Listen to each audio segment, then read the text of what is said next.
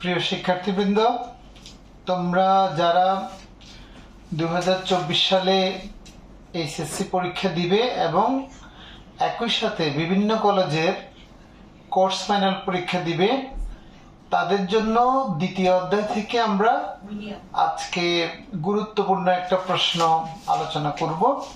সেটা হচ্ছে, একটা চাহিদা অপেক্ষক দেয়া থাকলে সেখান থেকে গ প্রশ্ন থাকে চাহিদা রেখা অঙ্কন করো, আর ঘ প্রশ্ন থাকে চাহিদার স্থিতিস্থাপকতা নির্ণয় পূর্বক দ্রব্যের প্রকৃতি সম্পর্কে মন্তব্য করো।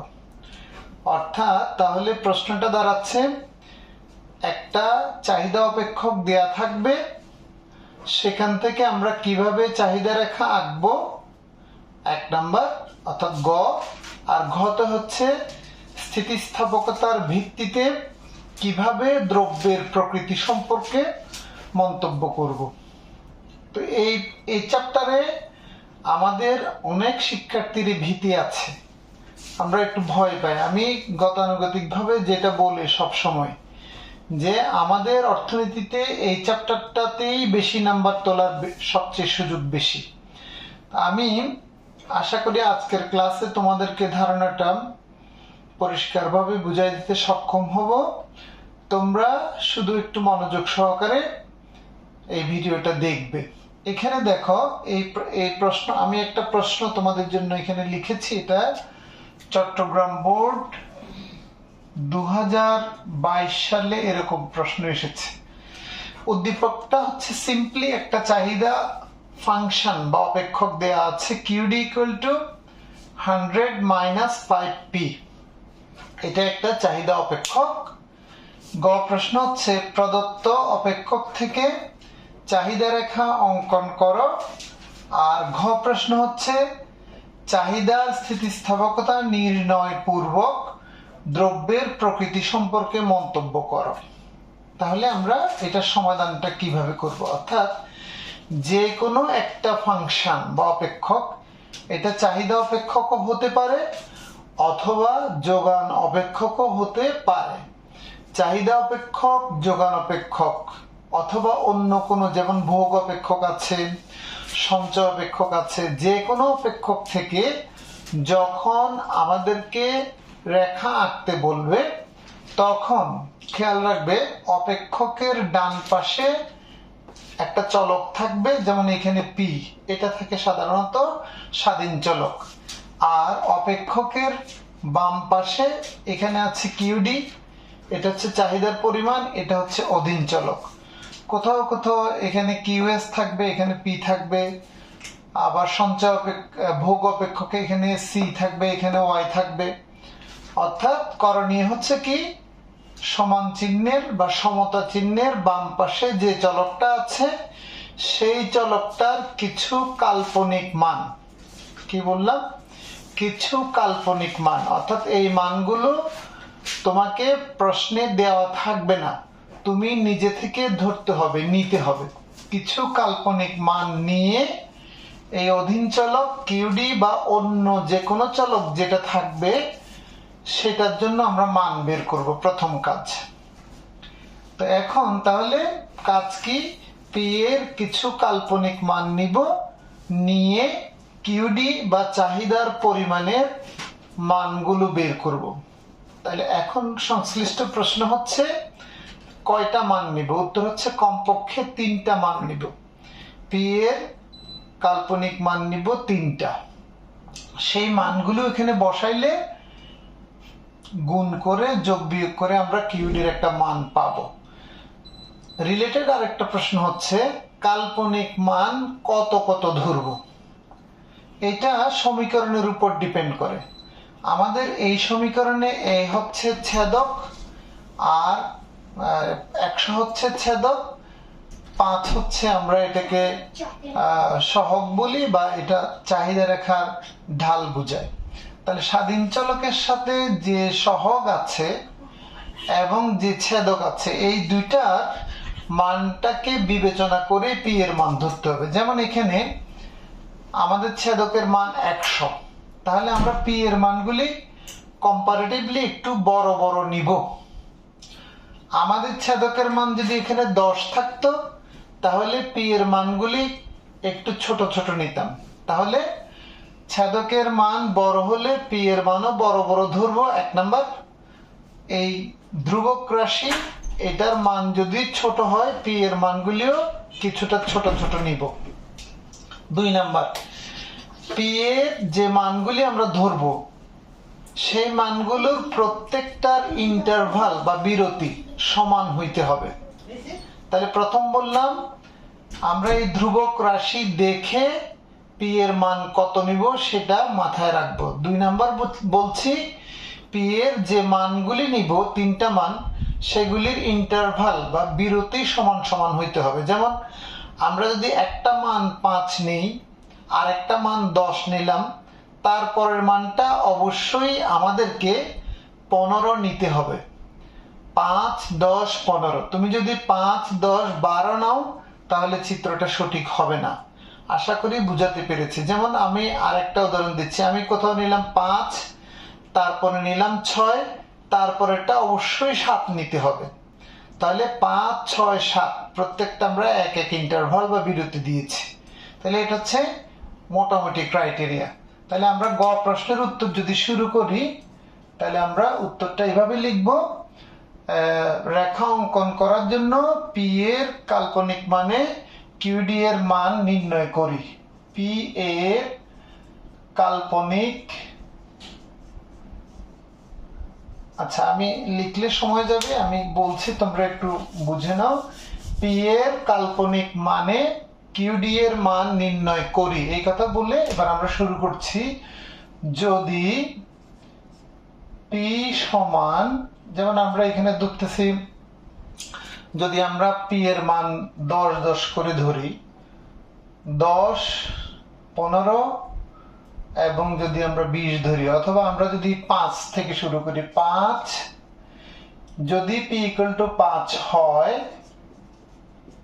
তবে কিউডি সমান, আগে ইকুয়েশনটা বসাই দিব, আছে 100 মাইনাস 5p সমান 100 মাইনাস 5 গুণ 5 সমান 100 মাইনাস 5 5 25। তাহলে আমরা পেলাম এখানে 75। তারপরে p ইকুয়াল টু, এবার 10 ধরলাম, 10 হয় তবে কিউডির মান পাচ্ছি আমরা, কিউডি সমান 100 minus 5p equal to 100 minus 5 গুণ পি এর মান ধরেছি 10। তাহলে 100 মাইনাস 5 10 50 ইকুয়াল টু 50। আবার পি ইকুয়াল টু, এবার ধরতেছি 15। তোমরা খেয়াল রাখো, দেখো আমরা প্রথমে ধরেছি 5, তারপরে 10, তারপরে 15।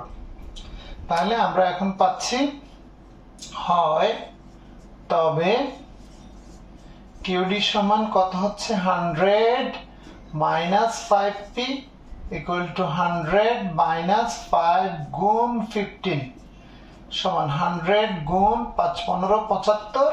তাহলে এখানে পেলাম 25। তাহলে আমরা পি এর 3টা কাল্পনিক মান নিয়েছি, 5, 10, 15। এখন কেউ যদি প্রশ্ন করো, স্যার কাল্পনিক মান আমি তো যে কোনো মানই নিতে পারি। হ্যাঁ নিতে পারো, কিন্তু যে কোনো মান নিলে এখানে ক্যালকুলেশন করার পরে যে মানগুলি আসবে সেগুলি চিত্রে দেখানো কিছুটা অসম্ভব হতে পারে। যেমন কেউ যদি এখানে 1, 2, 3 নেয়, পি এর মান যদি 1 নেয়, 5 একে 5, তাহলে 100 থেকে 5 গেলে এটা 95 আসবে। 2 ধরলে 5 দুগুণে 10, তাহলে 90 আসবে। 3 ধরলে 3 5 15 85 আসবে। তাহলে এগুলি অনেক বড় সংখ্যা হয়ে যাবে, যেগুলি দেখাতে আমাদের চিত্রে অসুবিধা হবে বা গ্রাফ পেপারে অসুবিধা হবে। সেজন্য এমন মান নিব যাতে বিয়োগফলটা অর্থাৎ ফাইনাল ফলটা মানে এমন হয় যাতে সেগুলি চিত্রে দেখাতে অসুবিধা না হয়। এখন কেউ বলতে পারো, স্যার আপনার তো 75 এসেছে, 50 এসেছে, 25 এসেছে, তাহলে আপনারগুলিও কি বড় সংখ্যা না? বড় সংখ্যা, কিন্তু সবগুলিকে 25 দিয়ে ভাগ যায়, সেজন্য আমরা আসলে 75-এর জন্য 3 25-এ 75 তিনটা ঘর কাটলেই হবে। সুতরাং ক্ষেত্র বিশেষে বড় সংখ্যা হলেও এগুলিকে যদি কোনো বড় সংখ্যা দিয়ে ভাগ যায় কোনো অসুবিধা নেই। যেমন কোনো মান যদি 100 200 300 আসে তাহলে কোনো সমস্যা নেই, কারণ প্রত্যেক ঘরকে 100 100 ঘরে ধরে আমরা তিনটা মান কাটলেই হবে। কিন্তু কিছু ছোট মান আসছে, মনে করো 11 17 19, এইটা ছোট সংখ্যা হইলেও এগুলি একটি অড নাম্বার, এগুলি চিত্রে দেখানো অসম্ভব। 17 11 19-কে 1 ছাড়া কোনো সংখ্যা দিয়ে ভাগ যায় না, তাহলে আমাকে কমপক্ষে 19টা ঘর কাটতে হবে চিত্রে দেখানোর জন্য। সেজন্য এই বিষয়গুলি মাথায় রাখবে যে আমাদের বিয়োগফলগুলি কত হচ্ছে সেগুলিকে কোনো একটা বড় সংখ্যা দিয়ে ভাগ যাচ্ছে কিনা আগে এখানে রাফ একটা ক্যালকুলেশন করে ফেলবে। ওকে, তাহলে এখন আমরা এটা করলাম, করার পরে এবার আমরা, আমার তো এখানে বোর্ডে জায়গা নেই, এই পাশে লিখতেছি। এবার লিখবো যে পি ও কিউডি এর মান হতে সূচি নির্ণয় করি। চাহিদা সূচি, চাহিদা সূচি, চাহিদা রেখা হলে চাহিদা সূচি, আর যোগান অপেক্ষক হলে যোগান সূচি নির্ণয় করি, এরকম বলবো, নির্ণয় করি। তাহলে সূচির জন্য তোমরা জানো আমাদের দুইটা কলাম লাগে, একটা কলামে আমরা পি দেখাবো আর একটা কলামে কিউডি দেখাবো।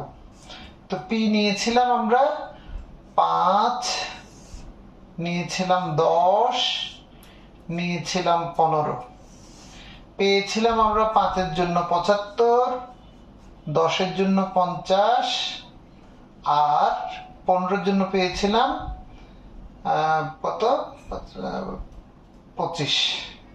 ও এখানে মনে হয়, হ্যাঁ এখানে একটু ভুল হয়েছে মনে হয় সম্ভবত। আচ্ছা একটু দেখি, 5 5 25, এখানে হবে 25 না, 5 15 75, ঠিক আছে। তাহলে এটা পেয়েছি আমরা 25, তাহলে আমরা এই মানগুলি পেয়েছি। তাহলে এবার একটু খেয়াল করো, কোন কোন প্রশ্নে চাহিদা অপেক্ষক থেকে সূচি নির্ণয় করো, তাহলে আমাদের এখানে কাজ শেষ। আবার কোন কোন প্রশ্নে, যেমন এটাতে বলছে রেখা অঙ্কন করো, তাহলে এই সূচি থেকে এখন একটা রেখা অঙ্কন করতে হবে। তাহলে রেখাটা আমরা আঁকছি এই পাশে। এখানে একটা জিনিস যেটা মাথায় তোমাদেরকে অবশ্যই রাখতে হবে, চাহিদা রেখা এবং যোগান রেখা অঙ্কনের সময় দামকে অবশ্যই লম্ব অক্ষে দেখাতে হবে। দাম লম্ব অক্ষে থাকবে, এটা ম্যান্ডেটরি, বাধ্যতামূলক, মাস্ট। তুমি যদি দামকে ভুলে ভূমি অক্ষে দেখাও তাহলে তোমার চিত্র দেখতে একই রকম হবে, কিন্তু তোমাকে এটার জন্য নাম্বার দিবে 0।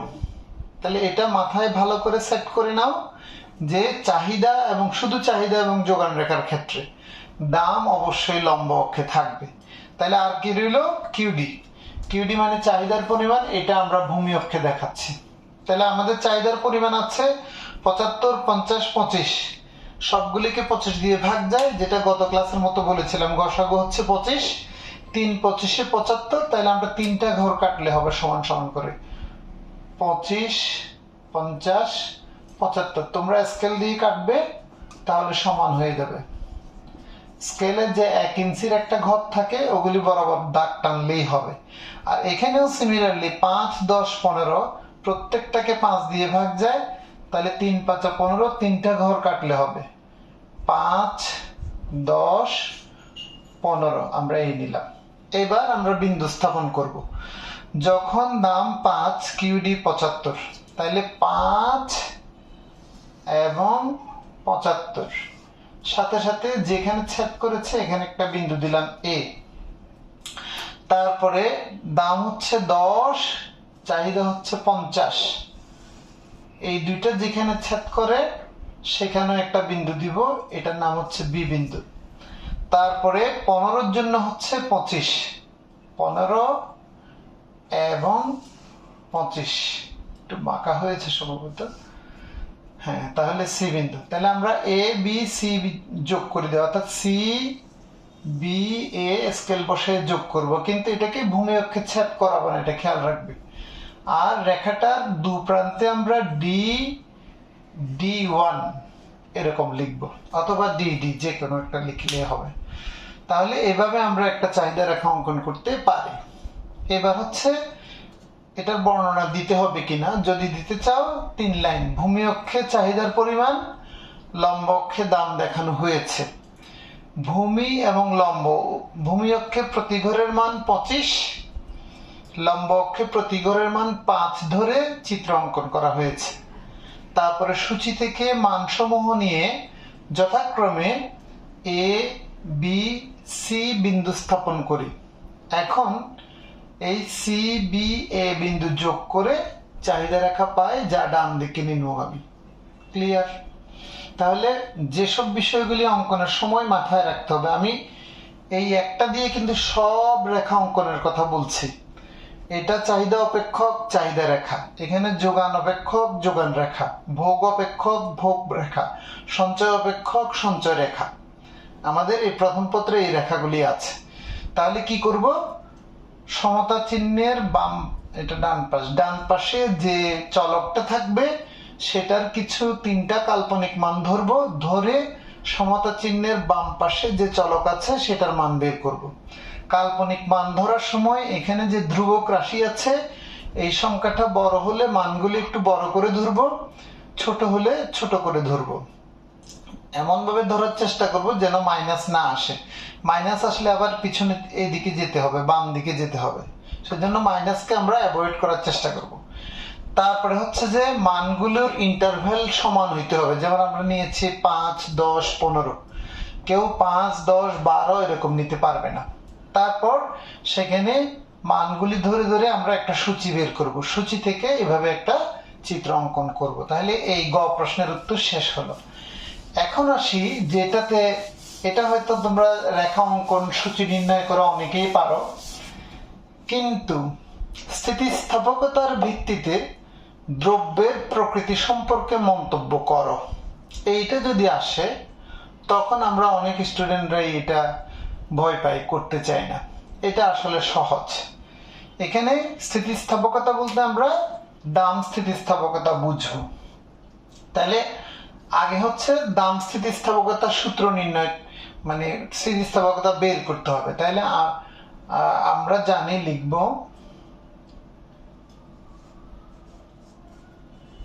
সূত্র হচ্ছে, আমরা জানি দাম স্থিতিস্থাপকতার প্রতীক হচ্ছে ইপি সমান, এটাকে আমরা DQ by DP into P by Q.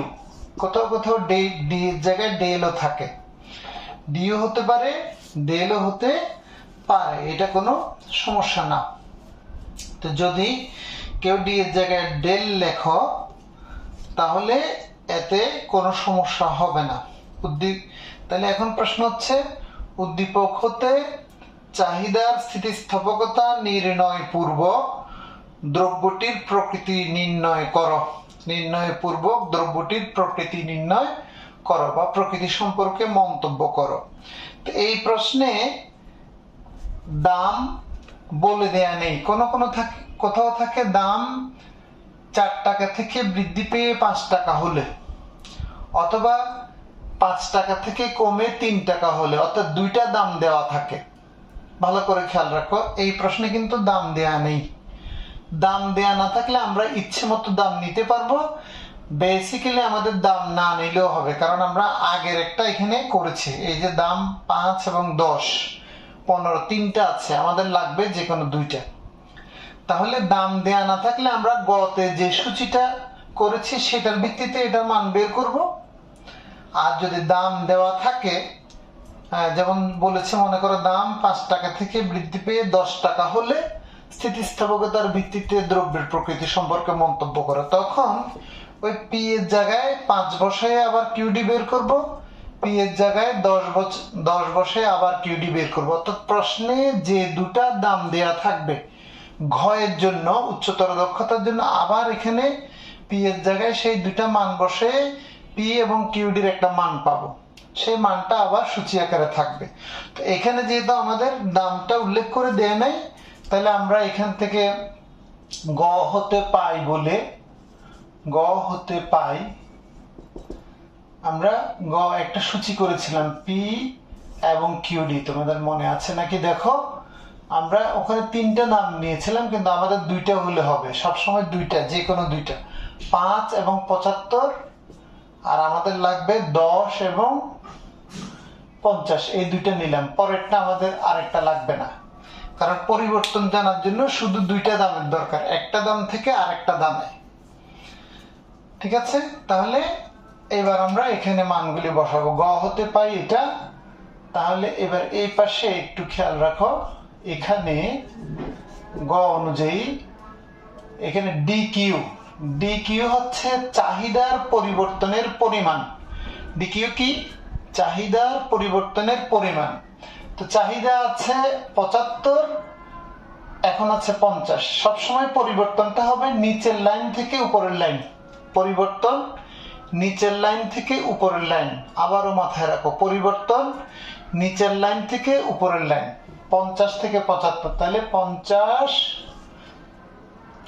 Minus 75 দিলাম সমান -25। এই জায়গাটা মাথায় রাখবে, এখানে কিন্তু মাইনাস আসবে, যদি আসে মাইনাস সাইন দিতে হবে। তারপরে আমাদের লাগবে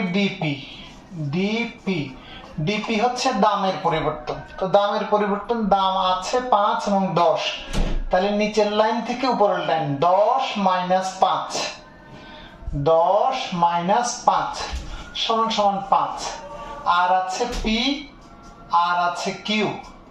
তাহলে পি এবং কিউ হচ্ছে প্রথম লাইনের পি, প্রথম লাইনের কিউ। প্রথম লাইনের পি হচ্ছে 5, এটাকে প্রাথমিক দাম বলে, আর কিউ হচ্ছে 75, এটাকে প্রাথমিক চাহিদা বলে।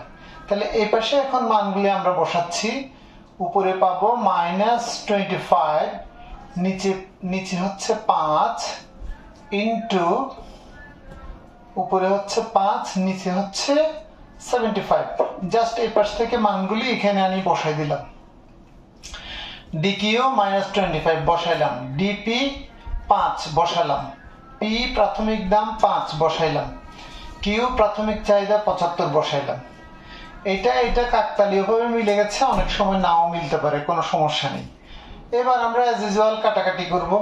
5 এ কেটে দিলাম, ওকে। 25 দিয়ে কাটলে 25 একে 25, 3 25 75, তাহলে আমরা পাইলাম -1/3। এই মাইনাস ভুলবে না। তাহলে সুতরাং ইপি সমান -1/3, অর্থাৎ দাম স্থিতিস্থাপকতার মান পেলাম -1/3। এটাকে পয়েন্ট করলে সম্ভবত 330 কত 3 পয়েন্ট সামথিং যা একটা কিছু আসবে, -1/3। তাহলে -1/3, এটা লেস দেন 1। আচ্ছা, এখন দাম স্থিতিস্থাপকতার মান সব সময় অবশ্যই মাইনাস আসবে, আর উত্তর লেখার সময় আমরা সাধারণত মাইনাসটা অ্যাভয়েড করে লিখি। আর দ্রব্যের প্রকৃতি সম্পর্কে মন্তব্য করার জন্য তাহলে এখন আমরা লিখব, সুতরাং ইপি, এটার নাম হচ্ছে অ্যাবসলিউট ভ্যালু, অর্থাৎ প্লাস মাইনাস বর্জিত মান। তাহলে প্লাস মাইনাস বর্জিত মান হচ্ছে 1/3। তাহলে ইপির পরম মান বা অ্যাবসলিউট ভ্যালু হচ্ছে 1/3। এই পরম মান যদি 1-এর ছোট হয়, তাহলে এটা 1/3টা তোমরা দেখতে পাচ্ছ less than 1। EP absolute value equal to 1/3, which is less than 1, যেটা 1-এর চেয়ে ছোট। 1/3 1-এর চেয়ে ছোট, পয়েন্ট সামথিং যাই আসুক, এটা 1-এর চেয়ে ছোট। আর 1.5, 1 মানে 1-এর উপরে যা আসে সেগুলো 1-এর চেয়ে বড়। যদি ইপির মান অ্যাবসলিউট ভ্যালু 1-এর ছোট হয়, তখন আমরা লিখব, সুতরাং দ্রব্যটি নিত্য প্রয়োজনীয়। দ্রব্যটি নিত্য প্রয়োজনীয়। তাহলে ভেরি সিম্পল, খেয়াল রাখো। তাহলে আমি আবার শুরু করছি। প্রথমে আমরা যদি এখানে দাম দুইটা দেওয়া থাকে, সেই দুইটা দামে কিউডি বের করে এই সূচিটা করব। কখন? যদি প্রশ্নে দাম দেওয়া থাকে। আর যদি দাম দেওয়া না থাকে গ হতে পাই, সেখানে 3টা নিয়েছিলাম, 3টা থেকে প্রথম 2টা দাম নিয়ে এই সূচিটা আনলাম, এনে এখানে আমরা এই সূত্রটা মুখস্থ করতে হবে। ইপি দাম স্থিতিস্থাপকতা, ইংরেজিতে বলা হয় ইলাস্টিসিটি অফ প্রাইস, চাহিদার দাম স্থিতিস্থাপকতা, সূত্র হচ্ছে DQ by DP into P by Q. তারপরে এই এই যে সূচিটা আমরা করব বা গ থেকে নিয়ে আসব, সেখান থেকে ডিকিউ ডিপি পি কিউ এগুলির মান বের করব। ডিকিউ মানে চাহিদার পরিবর্তন, চাহিদা আছে এই লাইনে, নিচের চাহিদা থেকে উপরের চাহিদা বিয়োগ দিয়েছি, ডিপি নিচের দাম থেকে উপরের দাম বিয়োগ দিয়েছি, পি প্রথম লাইনের পি আর কিউ প্রথম লাইনের কিউ, এগুলি মান বসে ক্যালকুলেশন করে আমরা সবসময় মাইনাস মান পাবো ইপির। তাহলে এখন আমাদের মান দাঁড়ালো -1/3। এবার হচ্ছে পরম মান বিবেচনা করব, মাইনাস উঠাই দেব, এই দুইটা টান দিলে এটাকে অ্যাবসলিউট বলি বা পরম মান বলে, সমান 1/3। এবার 1/3টা 1-এর চেয়ে বড় নাকি ছোট এটা লিখতে হবে, তাহলে এটা হচ্ছে 1-এর চেয়ে ছোট। মনে করো আমরা এখানে পেয়েছি এটা পেয়েছি মনে করো 8/3, তাহলে এটা কিন্তু 1-এর চেয়ে বড়, এটা 3 দুগুণে 6, 2 পয়েন্ট সামথিং আসবে। তখন আমরা এটা লিখবো গ্রেটার দেন 1, লেস দেন 1 এর জায়গায় লিখবো, তখন থাকবে গ্রেটার দেন 1। তো গ্রেটার দেন 1 হলে দ্রব্যটা নিত্য প্রয়োজনীয় না লিখে তখন লিখবো বিলাস জাতীয়। ওকে, তাহলে আপাতত আমাদের ছিল এরকম 1/3 এবং লেস দেন 1। তাহলে যদি লেস দেন 1 আসে লিখবো দ্রব্যটা নিত্য প্রয়োজনীয়, যদি গ্রেটার দেন 1 আসে তাহলে লিখবো দ্রব্যটা বিলাস জাতীয়। ভেরি সিম্পল, আশা করি তোমরা বুঝছো। এখানে আরেকটা প্রশ্ন, স্থিতিস্থাপকতার ভিত্তিতে দ্রব্যের প্রকৃতি সম্পর্কে মন্তব্য করো, আরেকটা প্রশ্ন থাকবে, সেটা হচ্ছে আড়াআড়ি স্থিতিস্থাপকতা। তো যেহেতু ভিডিও বড় হয়ে যাবে আমরা এটা নেক্সট ক্লাসে দিব। আজকে আমরা দেখলাম একটা চাহিদা অপেক্ষক দেয়া থাকলে সেটা থেকে প্রথমে গ প্রশ্ন কিভাবে আমরা রেখা অঙ্কন করব, ঘ প্রশ্ন কিভাবে স্থিতিস্থাপকতার ভিত্তিতে দ্রব্যের প্রকৃতি সম্পর্কে মন্তব্য করব বা প্রকৃতি নিরূপণ করব। তাহলে আমাদের এই প্রশ্নে আমাদের দ্রব্যটা হচ্ছে নিত্য প্রয়োজনীয় দ্রব্য। সবাইকে অনেক অনেক ধন্যবাদ।